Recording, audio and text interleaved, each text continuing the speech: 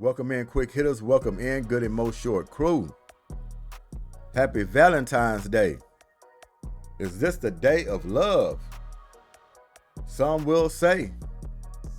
Not for Bobby Slowett, who the Houston Texans let go at the end of the season.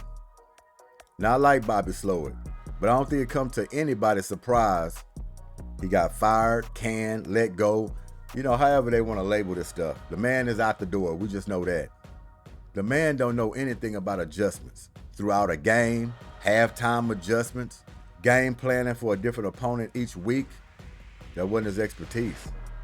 Not making the proper adjustments, not using the offensive talent he had in a proper way each week, depending on opponents. So anybody could have called the offense for the Houston Texans if you're going to run the same plays over and over that's not working. Houston is heading to the moon. And to head to the moon, you got to have you some astronauts. They're hoping Nick Caley is that astronaut that's going to come in, lift this offense, not to be predictable, to be disciplined, attention to detail, and get this offensive line and the pass protection, run protection, as they should. Whatever the player said, whatever coach wanted him to run, he just didn't have his own mind on the play calling, the formations. I've covered that. Tank Dell in the trenches, on a running play, blocking, should never happen. Running multiple reverses to Tank Dell, that's not picking up any yardage. Why would you put a light, frail wide receiver, your playmaker, that you need out there on the field, in harm's way? So they had to come in and grab somebody else, Nick Caley. And who would have thought he came from a New England Bill Belichick tree? Who would have thought? We got a Popovich tree and we got a Bill Belichick tree. You came from that tree, you're all good in everybody's book, I imagine. We're going to find out. Offensive line coach, tight end coach. He did some defense, as well as calling plays, drawing up plays. So I said, okay, he got a little skin in the game. But I'm going to tell you right off the bat, from looking at him, watching his demeanor, he seems like he's about business. Seems like he loves football, is what they say.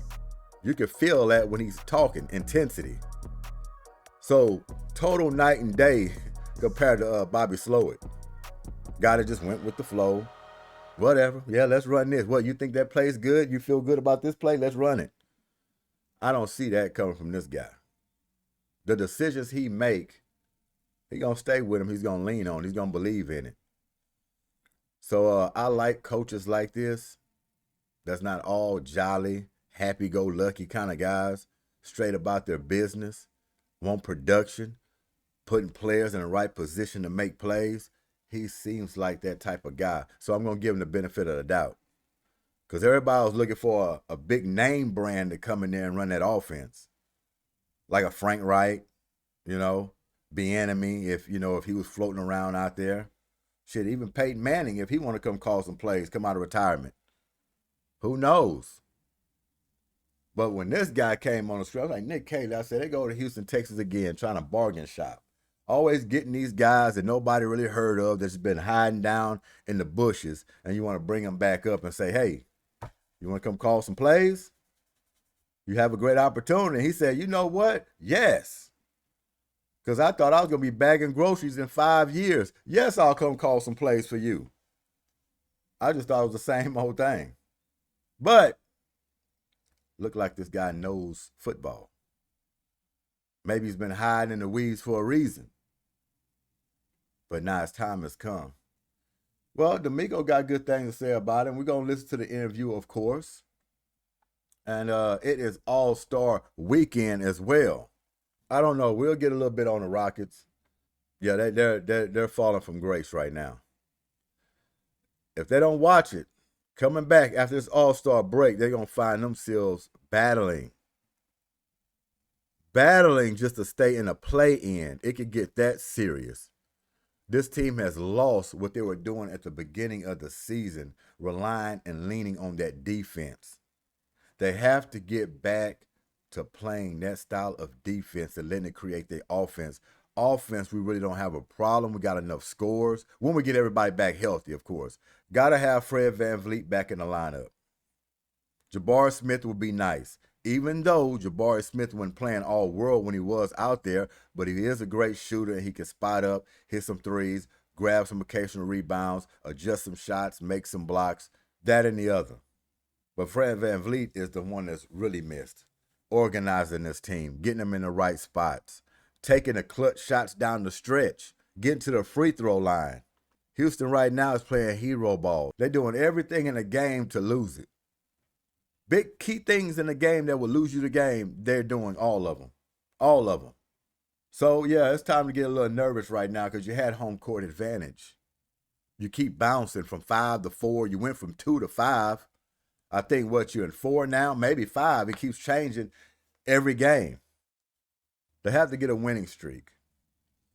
Jalen Green, Alperen Sengun, they're nice guys. They're potential all-stars. Alperen's an all-star this year, but Jalen Green, he has all-star talent. But I'm going to tell you this. If they don't get nobody else in there, a dog, in the long run, a true grit, up and becoming superstar or a superstar already, this team is not going to win no championship playing the way they're playing right now. You got to have go-to guys in crunch time. The only team I know that won a championship not really having a so-called superstar, their defense was so intact. They played as a team. You just couldn't key in on one guy. You got Rip Hamilton coming off the screens. You got Chauncey Big Shot Billups making plays. You got Rasheed Wallace. You got Ben Wallace. You got all these pieces in there working on one string offensively and defensively. And they was able to get them a championship. That don't happen often. Now, the Rockets have a build to be like that Detroit Pistons team. They do. But it still comes down to making shots. If you can't make shots, you can't win the game. I don't care how much defense you play. It's going to come down to you having to put the ball in the basket sooner or later. You got to have people to do that.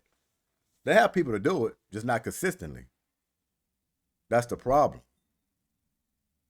And like I spoke on before, you can't have this equal opportunity thing going on offense where whoever's open takes a shot. That's another problem. Udoka is going to have to straighten that out.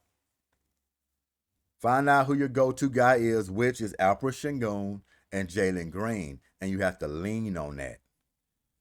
5-6 minutes left in a game, you should be going to your money guys.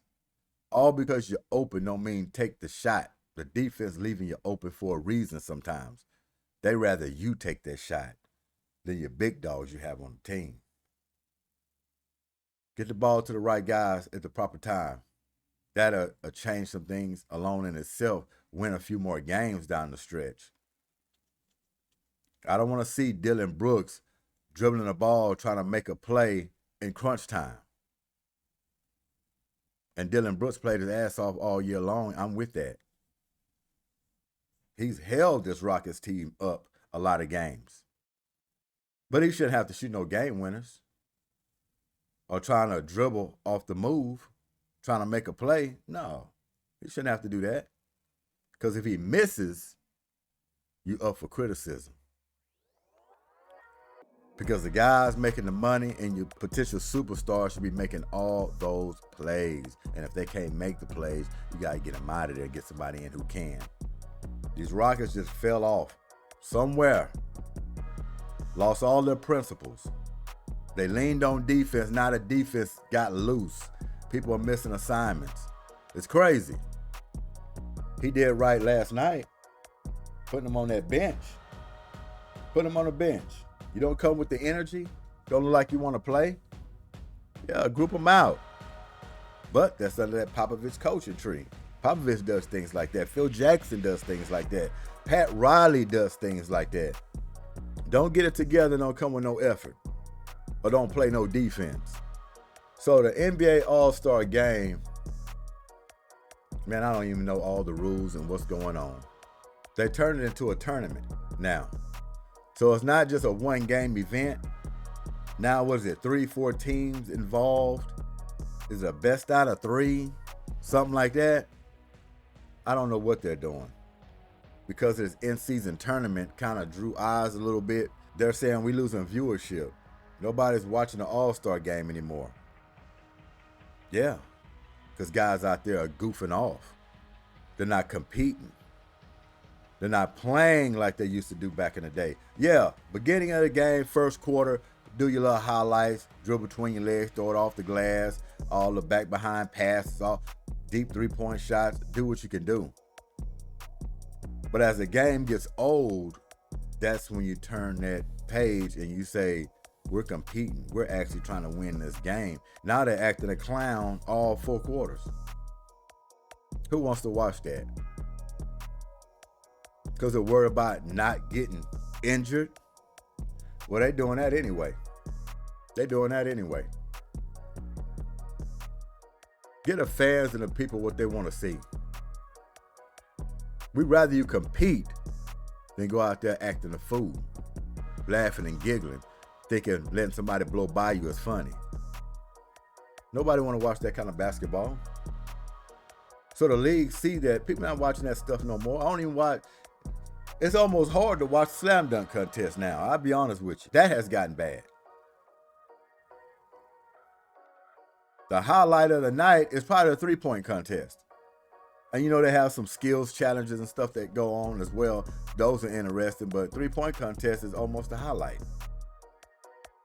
And speaking of the three-point contest, I thought long and hard about this. It came to my mind, I think, last month maybe. But I came up with a plan for the NBA if they want to raise the viewership. They want to start getting eyes back glued to the television set watching these games and these matchups. It's going to sound crazy, but you really got to think about it. Let it weigh on your mind, and then you'll kind of see what I'm talking about. I think the NBA should incorporate a 4-point play. Yeah, I said it. Clear your ears out. Listen again. A 4-point play. You remember when the league didn't even have a 3-point shot, right? Then eventually the league evolved and you actually had a 3-point shot. We're in 2025 now. The game has changed along the way, meaning it's still time to make these little adjustments. A lot of fans have stopped watching basketball, the NBA, mostly because of the rule changes. Y'all made it too soft. Everything is ticky-tack now. All these flagrant fouls when people just been touched. On the perimeter, little bump here, little hand here, you're getting whistles. Can't touch anybody. Slowing the game down. Keep your rules. I just think you need to add something a little more exciting, like a 4-point play. Think about it. Number one, you add a 4-point play, a team is never out of the game. Never out of the game. If a team is down by 10 points with 50 seconds left, they're not out of the game. You keep fans in the seat. Everybody's still glued to the TV. Everybody knows there's a chance their team still can win the game. They're never out of the game, no matter really how many points they're down by. It could be a 20-point lead. 20-point lead with 2 minutes left, you still have a chance to get in the ball game. Hit you about 3 or 4 4-pointers, you're right back in the game. Right back in the game. That can happen in a matter of seconds. Number two, it's going to create excitement. It's going to speed the game up. You're going to have long rebounds. People are going to be able to get out and run. Number three, it's going to spread the defense out. It's another shot that you're going to have to honor and guard. There are only several players in the league that are actually capable of hitting that 4-point play on a consistent basis. deep three-point shooters that we have already in the league. Steph Curry, Damian Lillard, Trae Young. You have a few others that attempt that shot. Some hit it, some have a problem hitting it. But you're going to extend the defense further out on the floor because they actually have to guard this play. You could be up or you could be down in a flash of an eye. That quick off a 4-point shot. Asses are going to stay in the seats because their team will never be out of the game. There always will be hope of them coming back and winning the game with a 4-point play. Now, I know it sounds crazy because you're thinking, oh, on a 4-point play, that's just going to water it down. Don't even seem realistic. They already have a 3-point shot. Why would you add a 4-point shot? Think about it. 2025, everything's evolving. The league is in trouble. The NBA, viewership. That's why they tinkering and trying all these different things. Now you see what they're doing with the All-Star game. Turn into a tournament, which might not be a bad idea to turn into a tournament. Because if you have one game, All-Star game, two teams are thinking, oh man, we're just going to play around, have fun, get a crowd, a little bit of something, what they want. You know what I mean? We're going to tell each other, don't play too much hard defense. You end the game, you still get your money. Everybody's happy, right? If you turn it into a tournament, when they're already competitive by DNA, anytime you put any kind of tournament together, an automatic switch goes off in your head of competition. Hold on, there's something to win. Yeah, we can actually win. We could be the best out of the tournament. See, when you do that, competition rises because everybody wants to win. And that's what the league knew. That's why they did this in-season tournament, trying to juice it up halfway or middle of the season, knowing it's 82 games. People going to get disinterested. They really don't follow anywhere until after the All-Star break when it starts narrowing down. Teams are actually playing for real. That's when they want to tune in. So you're doing this little in-season tournament, right? Fancy up the courts and everything, draw attention to people's eyes, like, oh, what's going on here? When they just turn the TV, you wondering, you ain't never seen basketball in your life, you're gonna be like, oh, what's up with all these colors? Look at that floor. What? You're gonna leave it there for a while. So yeah, the league is pretty brilliant. And now they incorporated in the All-Star game. And we're gonna see how that's gonna go. But they're trying something. And that's why I say they can go further than that. As simple as just incorporating a 4-point shot. We got deep shooters in this league already. They're already shooting a 4-point shot. When they pull up, just add it and see. It will excite the NBA all over again. You're never out of a game, no matter what's on the clock and how many points you're down by. As long as you got that deep shooter who's accurate and who can knock them down. Because like I said before, it's going to be exciting. You might even have a few more air balls for guys that really can't shoot that shot on a consistent basis. It's just going to add more fun to the game. Like I said, longer rebounds, more sprint outs. And if you hit that 4-point shot, oohs and ahs. Everybody ain't got that range. But it's going to have everybody in the offseason preparing, getting ready for that deep shot. Think about it, Adam Silver. All you got to do is incorporate it for one season. Try it for 1 year. Just see how it goes before you make a decision on actually putting it in. But me, I'm already on it already. I think it should just be incorporated. That should just how it is. Just like the 3-point shot, 4-point shot. It's not going to be hard at all. Think about it. Going to excite the game. It's going to excite. I know it sounds crazy, but it's going to excite the game. No doubt about it. So, let's get into this Houston Texans again. D'Amico Ryans bringing in Nick Caley. Like I say, I'm going to back the man up. I'm a pretty good judge of character. Even with the guy not even opening his mouth, you can look at him and tell he's about his business. And he loves football. Let's check it out. We'll do questions. There's microphones for questions, so look for Ryan and Lindsay if you have a question. Can you go? I'm good. Thank you all for being here today. It's an exciting time for us.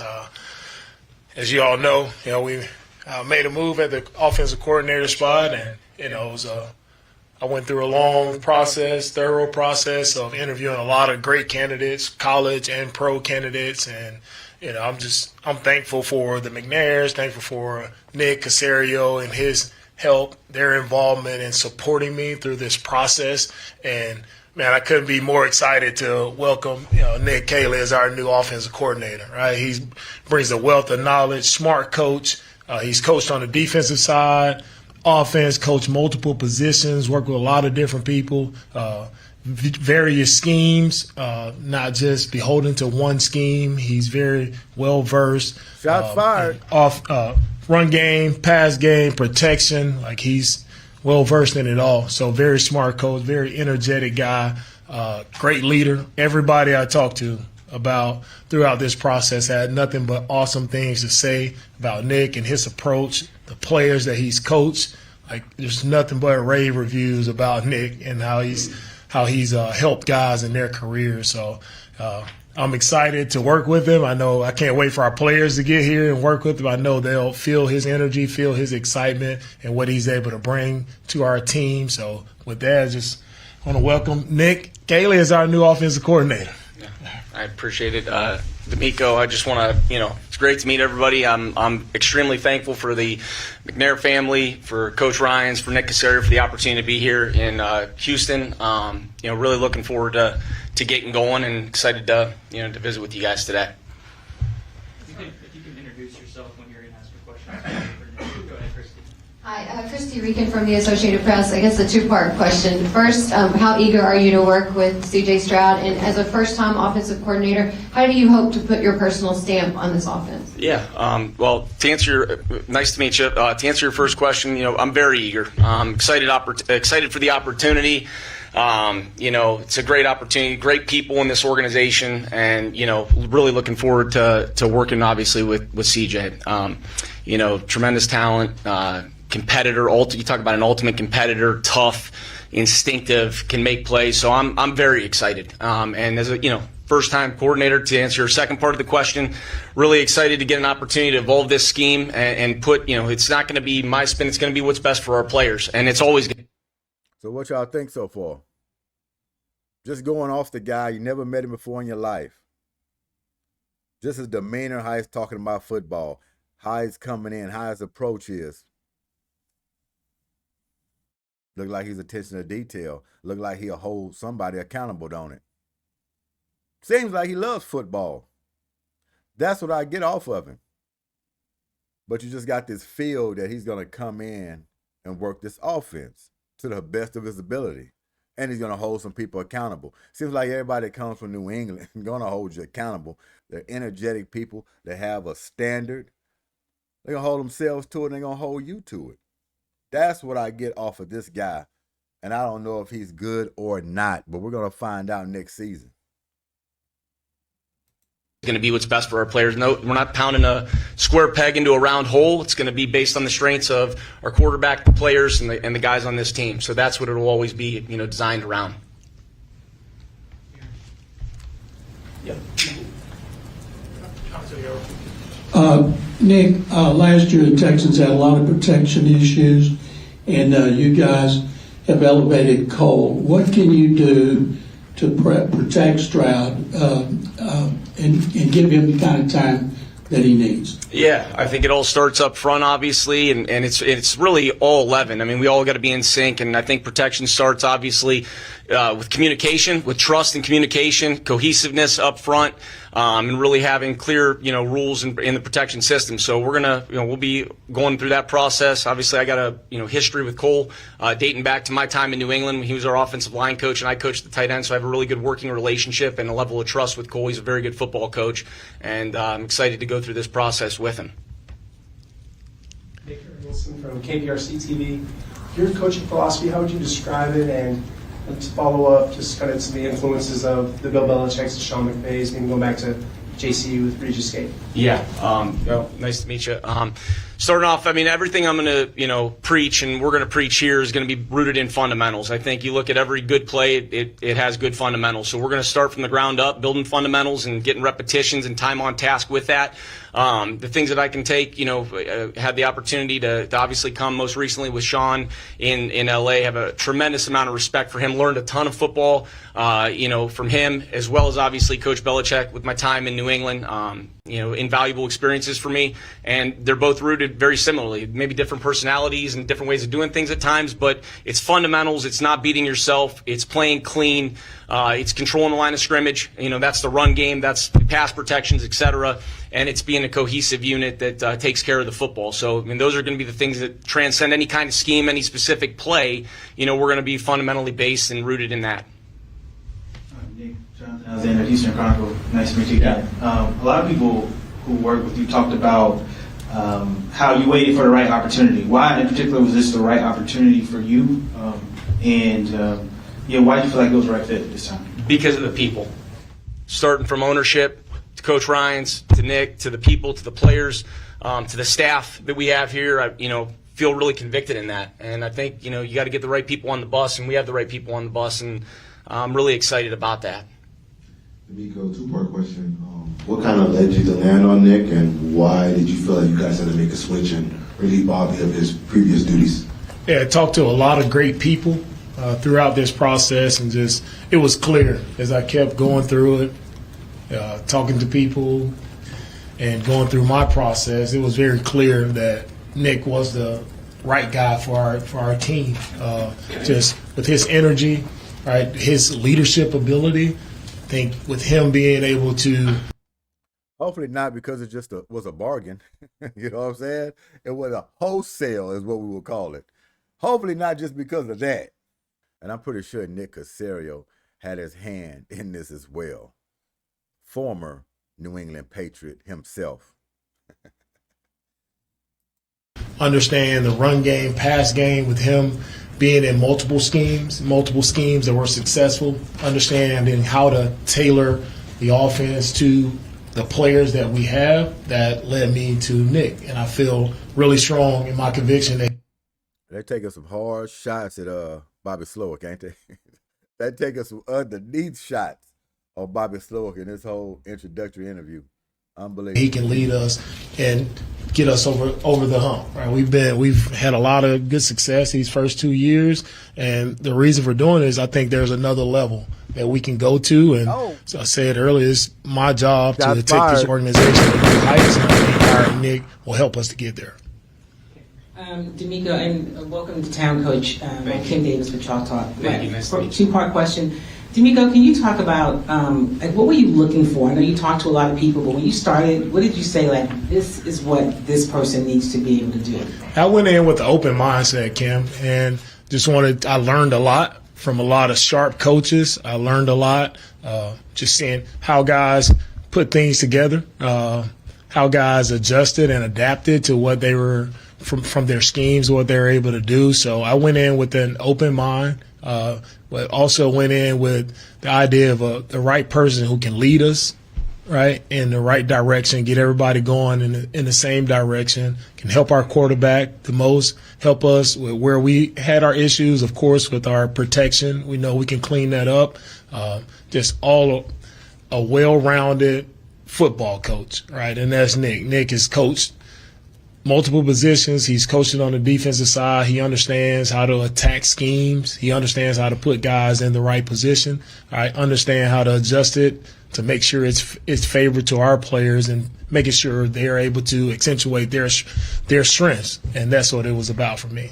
Nick, if you could just describe yourself and your coaching style. I know you talked about fundamentals, but how would you describe yourself? Yeah, passionate, high energy, relationship driven, getting to know the players beyond just the actual, performance on the field, getting to know what makes them tick and really investing in them as people to understand, how they operate and how you can help them and help them, reach and realize their potential. And I'm going to invest and I'm going to work hard and I'm going to bring a great energy and a great vibe every day. And I run where I'm going on the field. I move fast and I have fun. I love this, How you doing today, Nick? Great, yourself? He runs, he moves fast on the field. Seems like they need to sign him to a wide receiver, running back, cornerback, maybe. What's your thing? He still got some juice or what? Brian Beresford from Big Sarge Media. I have a two-part question, one for Coach and one for you, Nick. Coach, how apprehensive were you to hire another first-year offensive coordinator? First. About to end it. I don't think we need to listen to all of it. But just get, an idea who this guy is. New offensive coordinator. We'll back him up. Give him the benefit of the doubt. Why not?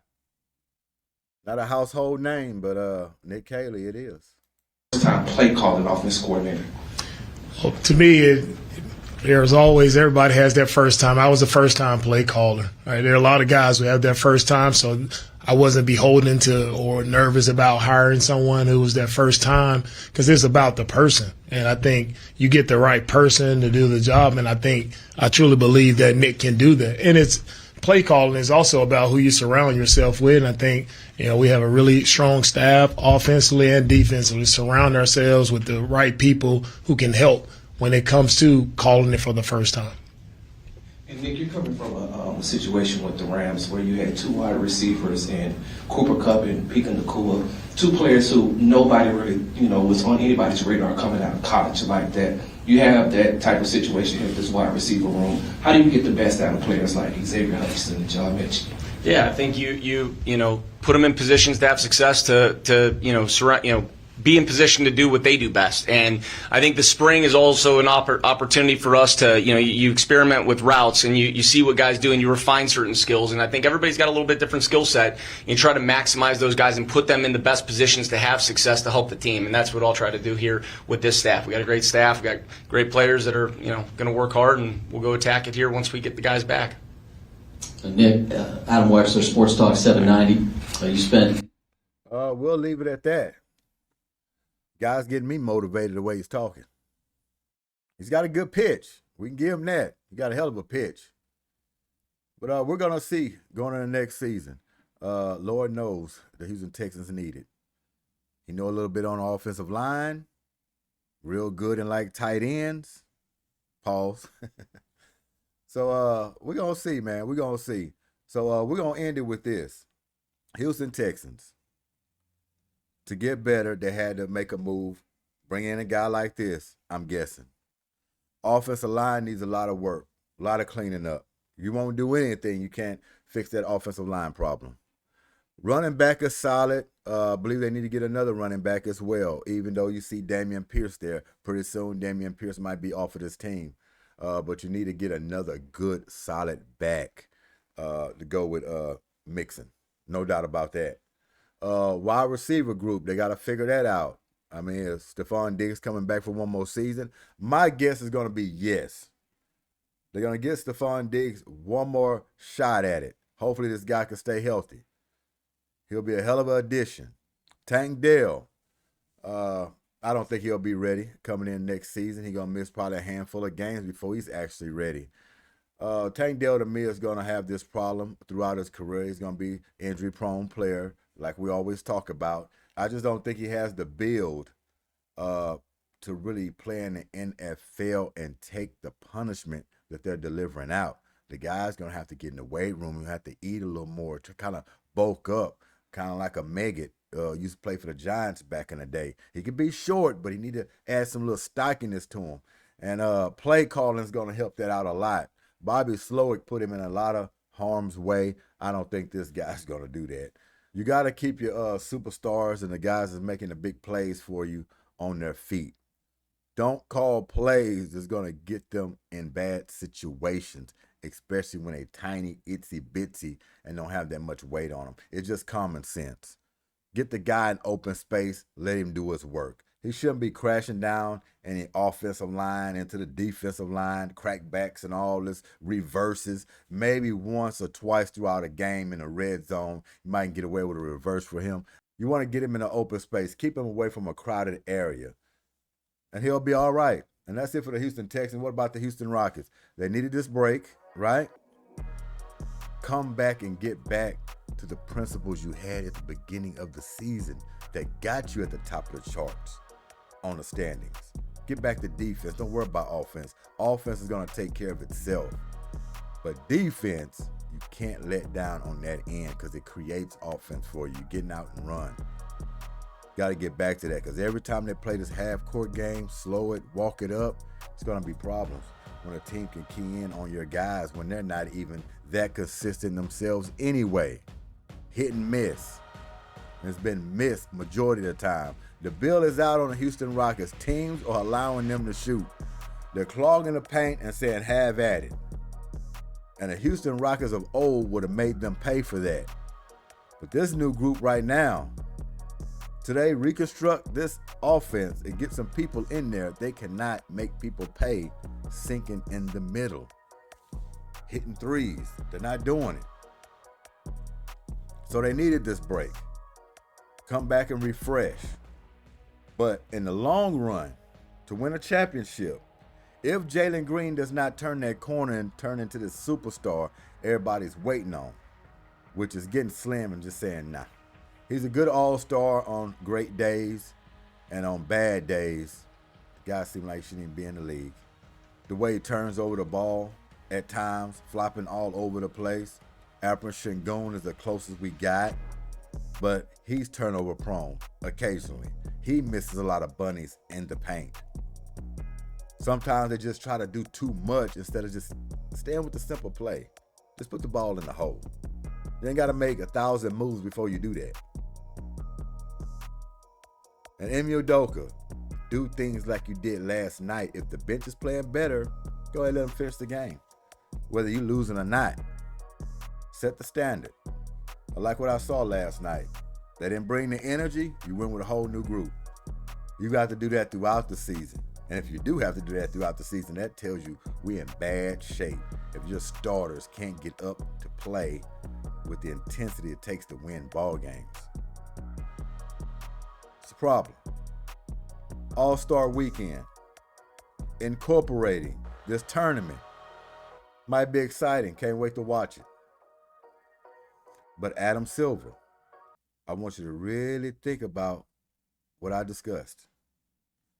4-point play in the NBA will keep asses in the seats. Everybody that's rooting for their favorite team will always believe they're never out of a game. It will speed the game up. Everybody's excited. More viewership, more money. Think about it. It's 2025. Everything is changing. You already made some changes. Let's try to tinker with this change. I know it sounds crazy. 4-point play. I know what people are thinking. 4-point play, it won't feel like the NBA. What? This seems like it's going to be like a rec league or a big three. It won't seem real. Don't seem real now, do it? Take a chance. Incorporate it. Thank me later when it all works out, by the way. Y'all enjoy y'all day with y'all loved ones. First time somebody going to get maybe some nook in a long time.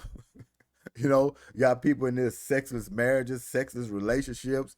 Sometimes they just don't get a little nook until this day. February. One day. Man, I pray for you. But y'all enjoy yourselves. Be safe. This G.S.Q.H. Goodymo Sports Quick Hits, and we out of here. Peace.